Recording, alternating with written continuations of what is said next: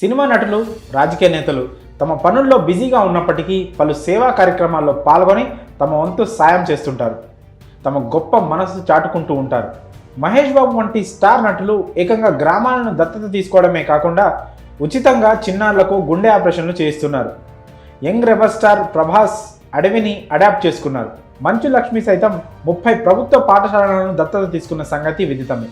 ఆ బడులకు మౌలిక సదుపాయాలను సమకూరుస్తున్నారు. ఇలా అనేక మంది నటీనటులు తమకు తోచిన సాయం చేసి ఆ సంగతిని చాలా గుప్తంగా ఉంచుతున్నారు. తాజాగా ఓ నటి ఎంపీ తన మంచి మనసును చాటుకున్నారు.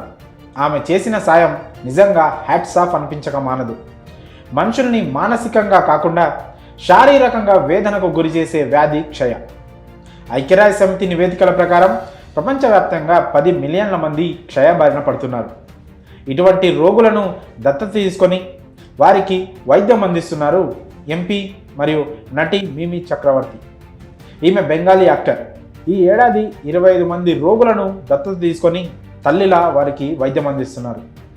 6 నెలల పాటు వారి సంరక్షణ బాధ్యతలను తీసుకొని వ్యాధి నయం అయ్యే వరకు ఆ ఖర్చును ఆమె భరిస్తున్నారు. ఈ సందర్భంగా ఆమె సేవను కొనియాడుతూ కేంద్ర ప్రభుత్వం ప్రశంసా పత్రాన్ని సైతం అందించింది. దీన్ని ఆమె సోషల్ మీడియాలో షేర్ చేస్తూ ధన్యవాదాలు తెలిపారు. ఈ ఏడాది నేను 25 మంది టీబీ పేషెంట్లను దత్తత తీసుకొని చికిత్స అందించాను.